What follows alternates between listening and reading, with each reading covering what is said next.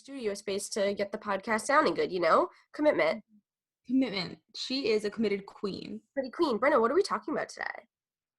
Um, I don't even know really where to begin. I feel like we're going to just talk about some current relevant thoughts because a lot of the time I think we're giving so many tips and tricks and tools on how to navigate your 20s, and we love to do that and we'll continue to do that. But I feel like there is a level of comfort that people feel when we are vulnerable and honest about like just certain thoughts that come up, even if it's not stuff we sit in most of the time. I think it just makes others feel less alone, feel related to, when we're in talking about it while we're experiencing it. Let's do that. So I guess we should start off with Pride and Pickle first, and then we'll get into all the feels. Yeah, let's do it. Let's do it. Ba-da-da-dum. It's time for Pride and Pickle. Oh, that was hard to do. It was hard to do today. That hurt, huh? It hurt a lot. Oh man. My pride this week is that I feel like I made some choices this week that really served me. And I really have been a lot more aware of when I'm making certain choices, if I'm doing them for other people or if I'm doing them for myself.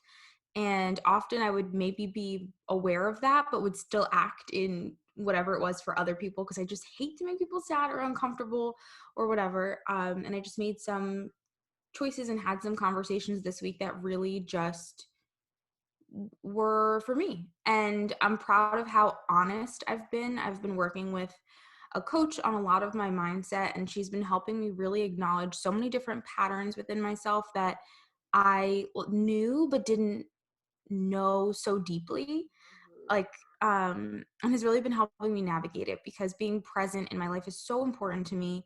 And I think when you have certain goals in your life or in whatever capacity, you're very future focused, and I really want to be able to focus on the present. Yeah. um Instead of being yeah. less people pleasing, you are a different woman. Like from like 6 months ago to when you decided your term was going to be unapologetic for the year to now, like you are a completely different woman, Brenda. Like I'm so proud because I know it's something that you wanted to step into, and I have seen you choose you and be more unapologetic and less people pleasing than ever before. Like you chose that this was something you wanted to work on, and like you've really done it. Like you've come such a long way in just this half year. Yeah, I literally have like tears in my eyes at you saying that. No, like you chose that was your word, unapologetic, and like you really have embodied that this past 6 months, which is a hard thing to do. Like we say we want to be a certain way or act a certain way or live a certain way, and we could want it, but it's hard to actually achieve quickly, and like you really have achieved a lot in a very short amount of time. Thank you. Oh, that means a lot, especially because, of course, like there's stuff that comes up all the time, and there are things that I don't even realize I'm doing for those reasons. And we'll get into all of that soon. But it's interesting how our patterns really form and how the way that we think about life and ourselves and the world form. Yeah. But hopefully, it just goes to show over time that we really can do or change or shift anything about ourselves. And I appreciate you taking the time to acknowledge that because I feel it. I feel it within me. But of course, we're harder on ourselves than most. And then my pickle. What's my pickle? Mm-mm-mm. What could be my pickle? I normally like write these down, but my pickle, which maybe is one of the topics we'll get into later, is I've been finding myself coming up against a lot of resistance with like social events. And I know we've talked about like re-entering the world and the world post-pandemic. And when Julie and I talked about it, I logically understood what we were talking about and understood why it would apply to other people, but I didn't apply it to myself. Like I was like, oh, I don't feel anxious about these things at all.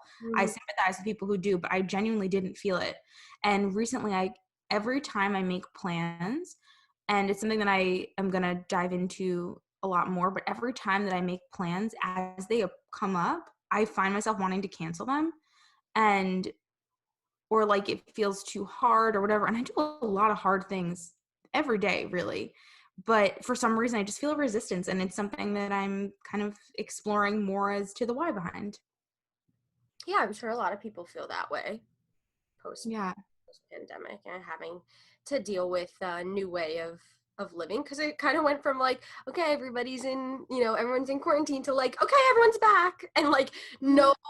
no sort of in between, no sort of like rehabilitation back to real life. It was kind of just like very like one way and then the other. Like, it's just crazy. Like, a couple weeks ago we were wearing masks and getting tested, and now I never wear a mask, and we're in groups of people in indoor places. Like, it's crazy, and everyone just expects everyone to like just be kind of fine about that. And yes, there's a lot of that that's exciting. I would say my pride actually for the week is like being very excited about like being with people and being social again, and like blah blah blah.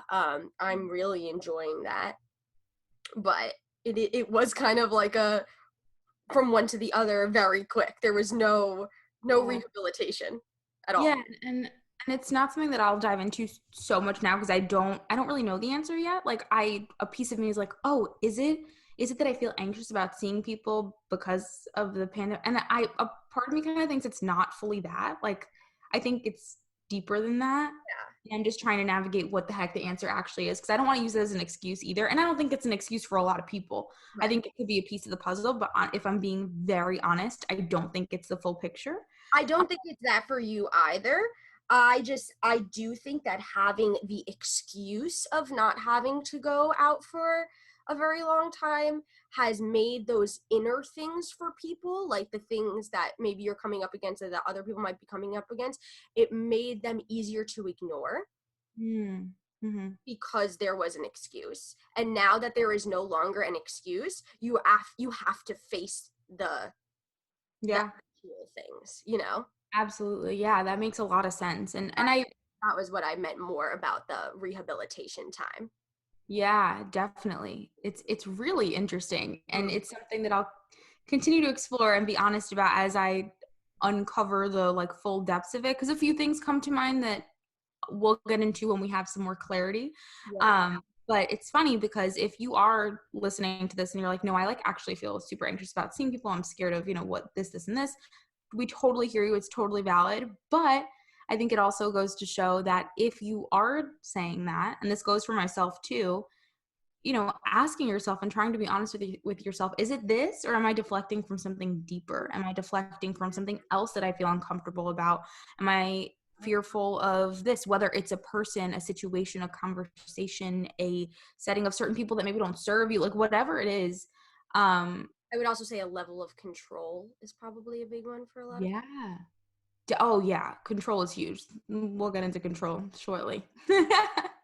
But anyway, let's talk about you. What's up? Yeah, I mean, I would say on the opposite end, my pride really is that I feel very excited to just like start doing more. Like, not that I had been doing less during the pandemic. Like, I feel like I did a shit ton, and like my life has changed so much during this time. But I do feel um excited and inspired to like do. Mm, um Again, not that I put my life on hold in any way. Like, I made super strides in my career. I made super strides in like uh a lot of my work with myself, and I do feel inspired to like get the ball rolling even more in a way, which also comes with pickles. That is the pride, but I would say on the other half of that, my pickle, like that comes with pickles of like frustration that maybe things aren't going fast enough, or like things aren't coming together as quickly as you want them to, or having to, you know, navigate with people in your life like a new maybe ways you want to live, and that might be different than ways from before, and having to deal with like those kind of conversations. And mm, um so as excited as I am and like inspired as I am, um though that does come with pickles and possible fears about letting go of the old and stepping into new. So it's a pride and a pickle.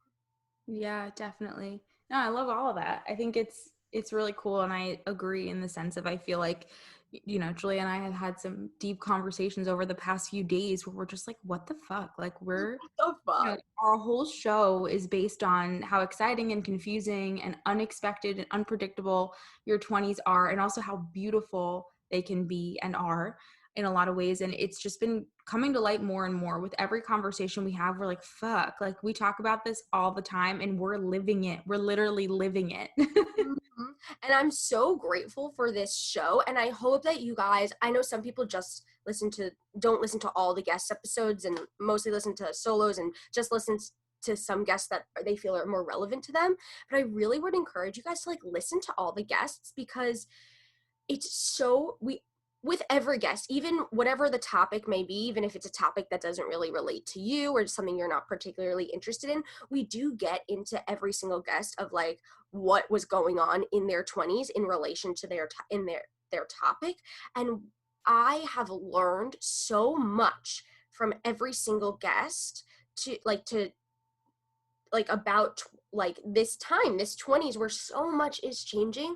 And like I've learned so much from every single one about following intuition, about pushing past fear, about, you know, not having it all together. And I really encourage everyone to like take the lessons from these people because I feel like Brenna and I have learned so much, and we've been hearing it, and we've been hearing it for the past like year and a half, 2 years of doing this show. And like it's it's crazy when it really becomes so relevant and you're like, oh my god, this is what this person said and this is what this person said, and like now we're stepping into it and feeling it. But like to have a little bit of guidance, it doesn't feel so scary.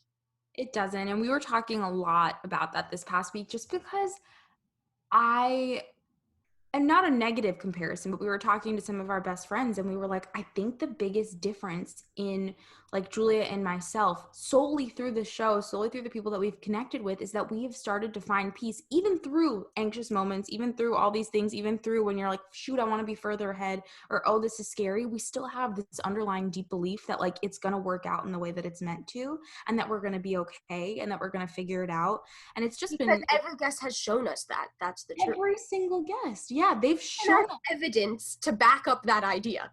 yes, we have what's 150 divided by 2? 75 pieces of evidence beyond every other evidence that we've gathered throughout our lives that like people on every end of the spectrum, if they continue to just prevail and push forward and take one step at a time, things are going to turn out in a way even in that they least expect them. And both Julie and I have just, I don't know, it's been so fucking cool. And we've been living through it this past week, especially just in like places our minds have been going and conversations that we've had. And I'm super grateful that this show has really like seeped into, of course, who we are, how we think about the world, but like our friendships too. Like we went to dinner uh and I was just thinking about like there's so much that we talk about that I think 2 years ago, maybe more, we wouldn't like have such vulnerable conversations. Never. It's not a reflection of our friendship, but I think a reflection of how guarded we are around people and how much we want to impress or make people feel like we have, I don't know, we have it together. And I'm just like, and it was silly, but like, I'm amazed. I'm genuinely amazed at how comfortable we now are with being like, oh yeah, this is what's happening. And, you know, maybe in other areas it would have been shameful, or it would have been like, I'm the only one going through it. But we just are able to share things where we're able to hear other people be like, holy fuck, same. Like, you know, Yep. It's so crazy. it is. It really is. So from there, did you have anything else on that? I would say I think it's a, you know, what you said about really believing that things are going to work out the way that they're supposed to. I think that that is can be a triggering um Mhm. thing for some people, Agreed. but I would say that the reason that we believe that so deeply is because we really have been given the evidence of it. So like that's why I encourage people to listen to the guest episodes or like whatever podcast you listen to with people that have, you know, been on that are now on the other side of their 20s or in the later half of their 20s, like that they still might not have it all together, but like that things have shown for them that they have worked out the way that they were supposed to. And I just think having that evidence helps you really believe that rather than that being a triggering. Stay safe. Totally. And I acknowledge that there are people, we're all different. We have different mindsets, and that being told that could feel like a cop out, like being like, oh, but it's all going to work out, could feel like, okay, but I don't believe that. Or, you're not, that's not a helpful statement. I totally see that side of it. Valid. And we don't really mean that, like, in the moments when you're in a deep, dark hole, to No. just think about like, oh, it's going to get better. And sometimes it helps for people, right? But we understand that there are highs and lows and ups and downs every day. Mm-hmm. But having this belief that something will come of everything, and Yep. that you're going to get an answer from everything, whether it means that you made a decision that resulted in a way that you expected it, or maybe you didn't, like, just there will be an answer, and it will propel you in some sort of direction, and that you are strong enough to overcome any of it. And I think that that's what we've really come to terms with. It's not just like everything's gonna be okay. Right. No. No, it's not everything's going to be sunshine and roses and it's going to be perfect. It's you win or you learn. Like you're going to make a choice and it's going to be the right one or you're going to learn from it. And if it's the that you have to learn from it, you are strong enough to learn from it and continue Absolutely. on. Yeah, for sure. So, let's see where to begin. To share some like authentic things that I still come up against, and then do if there's anything that you do. Something that I like really, I try not to get stuck in and like sit in any negative emotions or judgmental emotions or whatever.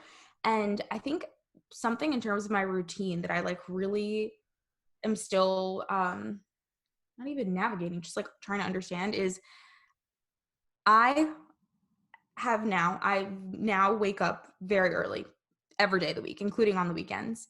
Like, and I feel like for my mom and stuff, she's like, honey, just like sleep in, like it's okay. And I'm like, oh, I know it's okay, but I don't want to. And so waking up at like 6 on the weekends is not common for most people, and that's fine. But it's something that like I try to understand. Okay, so example, today I didn't do that. I was like, okay, I will sleep in. You're right. Let me try. And then there's this weird thing that I come up against where I like can't even enjoy trying to sleep more because I'm focused on the fact that like I didn't do what I normally do, but also I think because I wanted to. And what I mean by that is I think it comes with like alignment sometimes too. And I know that like someone like my mom was just looking out for me and being like, honey, you need sleep. Like you got home late. But I realize it's a twofold thing. In one sense, I don't want to be so shaken, and I don't want the whole trajectory of my day to not be quote unquote good or fulfilling or whatever because a piece of my day didn't go the way that it normally does. So I don't want to be shaken by that. And the other side of it is I think in terms of alignment, um, that when we genuinely want to do something, and there's a difference if you actually don't, but when we genuinely want to do something and make a different choice because we think we're supposed to because someone else told us to, then we do feel weird. And then in terms of like, I was trying to analyze, I'm like, why is this so important to me? And this goes, I promise you, and Julia can call me out, you guys can call me out, I really don't think, like, I know logically missing a workout or something, it's not going to like change anything. Like it's not going to change anything about my body. It's not going to change anything about my mind. I'm not going to lose strength overnight. Like I know that logically. So that's not it.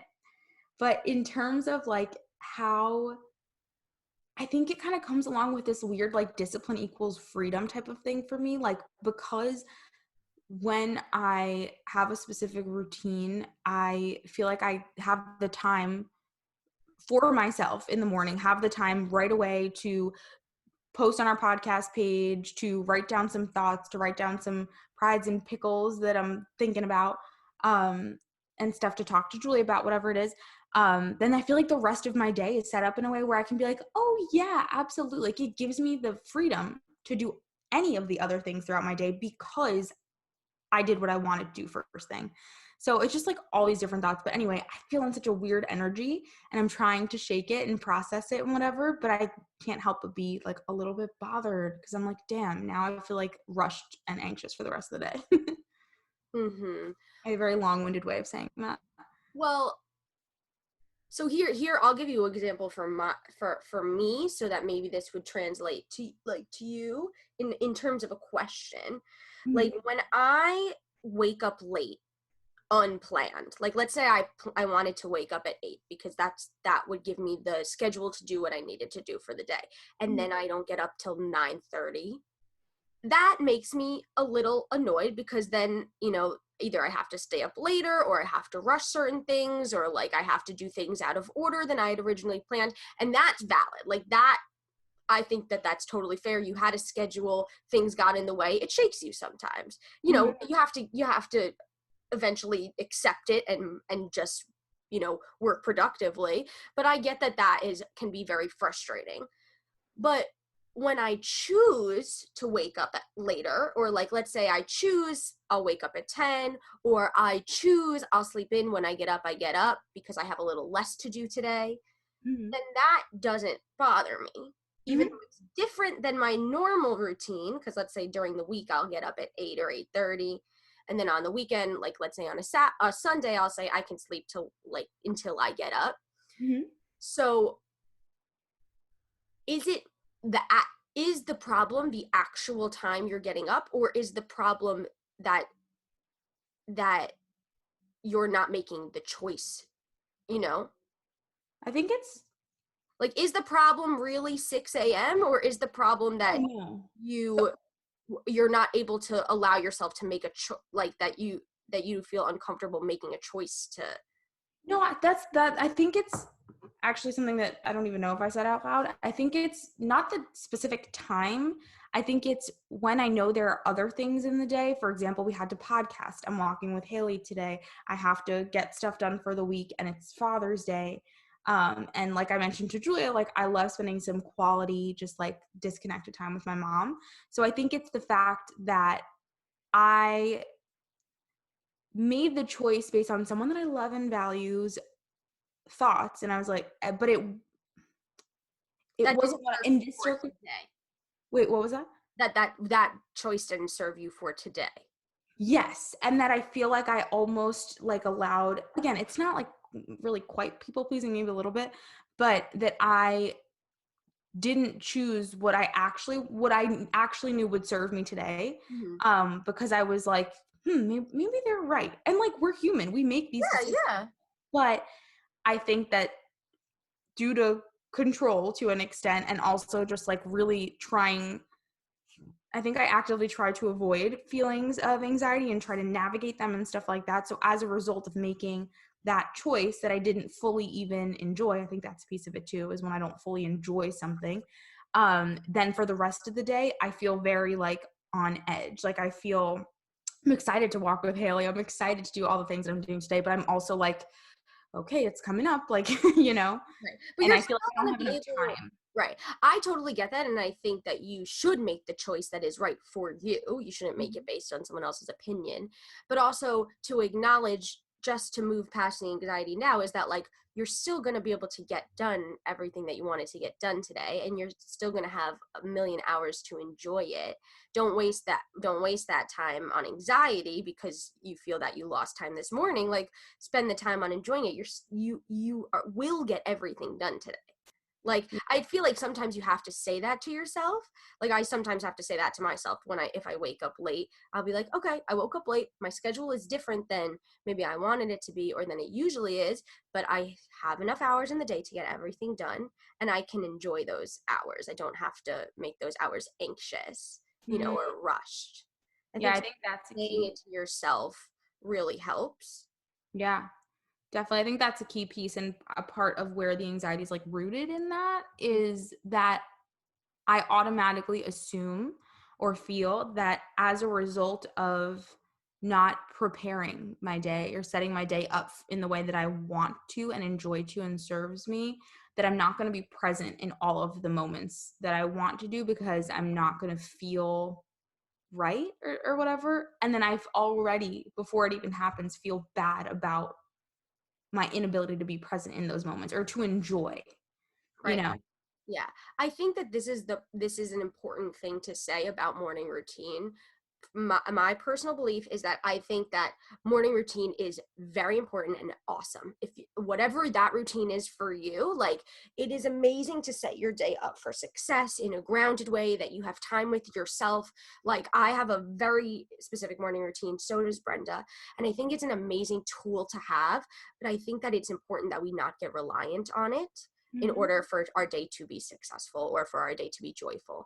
Because the truth is that life is going to shake you. You're never going to know what's going to happen in the day. You might have to wake up and go to the hospital. You might have to wake up and, put out a fire. Like you don't know. So I think it's an important thing to get grounded in yourself of that. Yes, I have this thing that more often than not sets me up for success and makes me feel really good in the morning. But if it were taken away from me, I can still be successful. I can still be joyful.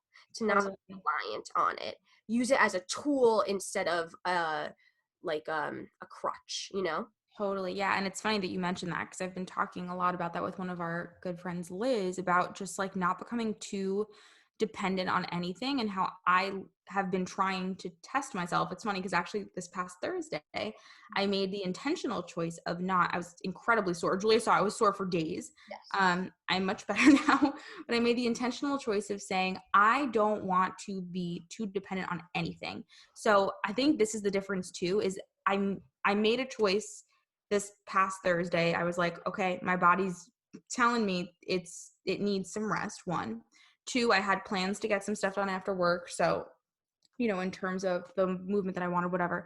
And anyways, I think because I made a choice that felt aligned, because it felt like I was looking after myself.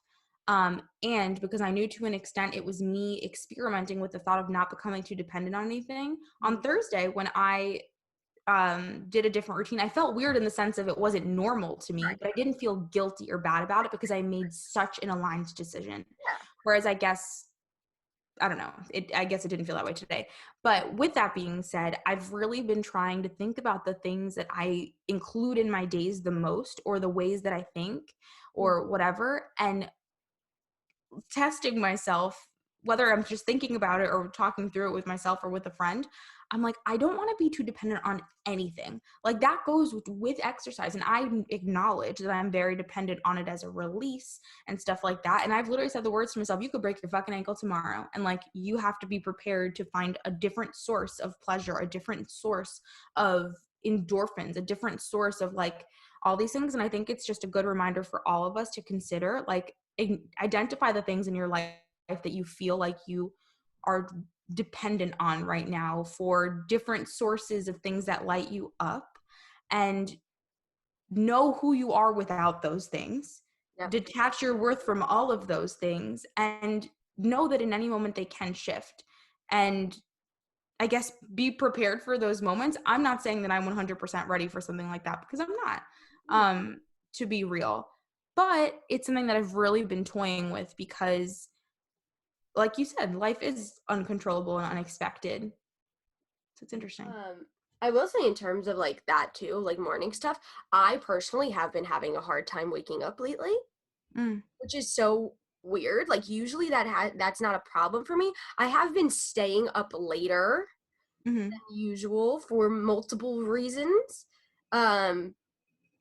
I also have been feeling much more creative at night lately. So I know that I like staying up later. Like right now, staying up later is serving me in a creative aspect, in a social aspect. Like that is definitely serving me, but I still would like to wake up when I still would like to be able to wake up more easily when I say that I want to wake up, because like I do need I also like really do try to get 8 hours of sleep. Like I really, really try to, but I can go to bed at 12 o'clock and like get 8 hours of sleep and wake up at 8 o'clock like I said I would, but I've been having a harder time like just getting up on my first alarm lately. And I don't think it's because I'm actually tired, because I've gotten the 8 hours, Not that I sleep great. I sleep pretty terribly, to be honest, especially with my allergies and stuff. But I do find myself like at, when the alarm goes off being like 10 more minutes lately. Yeah. And that it's a little frustrating. Like, come on, Julia, you're an adult, get up.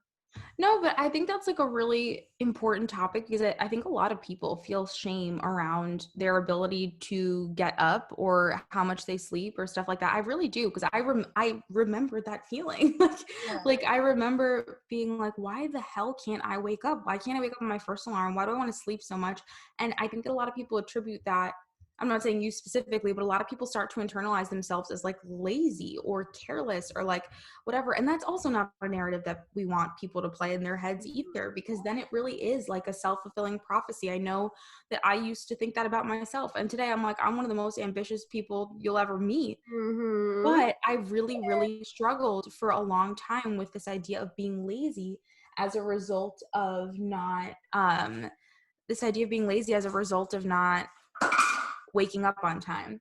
My brother is on a health kick and I love it, but he comes and steals my supplements every single morning. Get your own. It's okay, bud. He ordered his own. We're very proud of him. We are. Love it. But it's just hilarious. You have supplements. Have you seen the people taking the chlorophyll?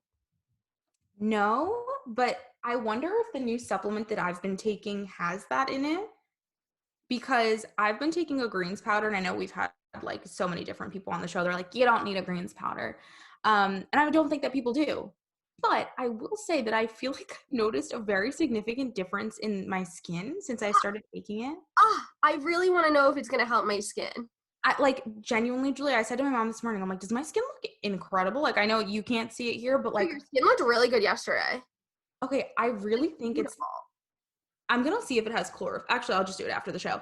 But maybe you should give it a go ski, because I have. Am I wasting my money, or like, is it going to help my skin? I need to know. Really. And everyone says something different. They do. And I think that that's why, because I said to myself, I'm like, fuck, like, am I perpetuating these ideals that people need to spend money on things that don't work, and like diet culture? And, I like, want to be beautiful. It's okay. I will spend money to be beautiful. It's fine. Julia, I'm serious. I really think you should try it. And like, it's one of those things that sucks because I no joke texted Ashley about an hour ago and I said, hi, I really think you need this.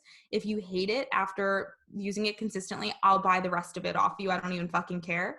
Also, the company that, yeah. Mm-hmm. I was like, I don't even care. But also, if you try it, this company, if you try it and you don't feel something, obviously you have to be consistent, which you are. They give you 110% of your money back. So they'll literally, if you don't love what you're having, they'll refund you and give you 10% more. Wow. That's how much they believe in the picture of it and the ingredients. Yeah, of course. I'm so curious. Yeah, but the like Sakara Life Drops, you know, those ones that you see on Instagram. Oh, yes, The yes. chlorophyll drops that everyone's taking, and like, do I spend my money on that? Right. I think this has to have it in there, honestly. My skin has never looked better, and I mean, it looks so good, and my skin is absolutely horrific. And no, it's not. No, it's not. But I mean makeupless. I don't even mean with makeup. Like, no, your skin's literally stunning, glowing goddess, and I would like to be a stunning, glowing goddess. I'm sending it to you just so I don't forget. And you are perfect, as a side note. Well, I do know that. I already know that. Yeah. Okay. No, I was Or hoping. like, we're perfect, you know. Yeah, of course. Of course, of course. Like, I just want to know, am I wasting my money? Because I just don't think so. It has 10,007 over 10,000 reviews. Your powder. Mm-hmm. Yeah, I need to know about that though. I don't think I see chlorophyll in here. Anyways, enough about chlorophyll. I want to know, what other beauty tips do you guys have? I would love. We should do an episode on some supplement and like skin and like all that stuff, because I just love I love a what's it called, a referral. Oh my gosh, so much. I wish we could get someone on to like give us the real tea on these things. Like, who knows? Who's out there that actually knows? I know. No, we'll definitely find someone. We'll get connected and we'll hook you guys up. Then they know. Like, they've done the research. They know. Honestly, I feel like Ariel. No, well, she does. She knows on like workout stuff. I don't care about. You're talking about skin. I want skin. I want makeup. I want maybe some like supplements to help with skin. Yeah. We need Fuck that. yeah. All right. Well, that's Nordman on. Yeah. No, I'm talking like, so she's also too specific. I'm talking about someone that like does field research on products, like all kinds of products, not their own products. Like you know when you go to like a list of like top 10 this, like whoever that researcher is, or like I want that. Like I don't want someone who has their own skin line, who's biased. I don't want someone who just focuses on workout. I want someone who is like the researcher of all researchers in like all products. Okay, Julia, you find them. Let me know. I don't know if they exist, but that's what I want. Understood. You know, I'm not saying that they exist. I'm just saying I wish I could access someone like that to be like, what about this one? What about this one? What about this one? Right. 100%. They like have done the research and they have the knowledge. For sure. Makes sense. Like we'll keep you guys posted. Yeah. So if anyone knows anybody like that, hit us up. And not just some influencer who tries a lot of things. They don't know. Let's hear it. This is why we need someone. We need a doctor in the field. Ooh, a product doctor. I just develop a new job. Maybe, but like that definitely doesn't exist. So yes. Product doctor. A product doctor. Wow. All right. Well, that's what I'm manifesting for today. What are you manifesting? A peace. I'm manifesting peace. Oh, for you. I just like don't love when the little people run around in my head, you know? Yeah, get them out. Get them the fuck out. Like I picture whenever I have like moments where I don't feel like 100% on and ready to go and I'm like having these thoughts, I think about the episode of SpongeBob where all of the people are like running around in his head, like with the filing cabinet. Yes, and like burning things. Like that's what I picture. That's amazing. Oh my God. Be the boss and go in and be like, everybody simmer down. Everybody stop. Picture that. Yes. That actually might be a really good visualization. I actually think so, but it's funny because I do picture SpongeBob's running around, but I'm not SpongeBob. No, that's fine. There's all the SpongeBobs, and then you go in as you're the boss. And I go, hey, bitch, listen up. Listen up. Stop burning that filing cabinet. We need that. We need that. It's important. That is my piece. Organize it, clean it up. Or you won't get paid for the day. Yeah, you tell them. This was the weirdest episode ending. The weirdest episode ending. I like it. I think that's a really good visualization. Everybody try that visualization. And let us know if it works for you. Do it in your head. Visualize yourself in that. Like, you know, I could picture that scene. Mm-hmm. Put yourself in the scene and tell all the little SpongeBobs what you need them to do or not do. You're the boss. You're the boss. You're the boss. You're the boss of your own life. You're the boss of all the SpongeBobs running around in your little freaking head. I have a big head, so running around in your big head. If you have a big head too, we don't discriminate. And yeah, that's that. That's that. So that's what's going on. I hope everybody is enjoying their hot girl summer, aka living as their most authentic, boldest, badass self. Mm-hmm. And let us know how it's going, and let us know what topics you guys are coming up against in this post-Q hot girl summer moment in time. Definitely. And make sure to send us your questions. We've gotten a good amount of questions from you guys for our listener Q&A episode. We're just waiting on some more just to diversify the options. So we're definitely going to do that. Make sure after listening to this episode, you shoot us a DM with anything that you need advice on, anything that you're just literally anything. It could be like, what do you use for this? Or like, what should I say to this? Or like anything. Yes, a situation. You could paint us the picture. Oh, we love a story. What toothpaste do you use? That's fine. That's fine. I don't really feel an allegiance to a toothpaste brand, do you? I don't at all. But if they were just curious. I would usually choose Colgate. I don't know if that's good for you. Yeah, I use that too. I don't like what deodorant, all the things. So anything is welcome. And remember, you are a 10 out of 10, baby. Goodbye, everybody. Bye, everyone. Thanks for listening to Roaring 20s Podcast. Be sure to rate and review wherever you get your podcasts, and please subscribe. You're never alone. Our pride sticks together. Tune in every Monday and Thursday for new episodes of Roaring 20s Podcast. You get to start your week with us and end your week with us. With love. Brenda and Julia.